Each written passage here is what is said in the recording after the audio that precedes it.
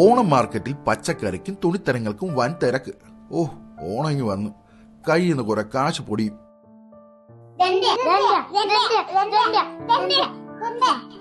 എഴുന്നേറ്റ് എപ്പൊ നോക്കിയാലും പാവയ്ക്കടി ഇടുക.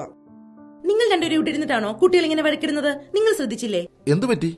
എന്റെ ചേട്ടാ, ഈ കുട്ടികൾക്ക് നല്ല 2 ടോയ്സ് വാങ്ങിച്ചു കൊടുക്ക. ഒരാൾക്ക് ജീപ്പ്, ഒരാൾക്ക് കാറ്, എന്തെങ്കിലും ഒന്ന് വാങ്ങിച്ചു കൊടുക്ക. നാളെ ഞാൻ കൊച്ചി പോകുന്നുണ്ട്.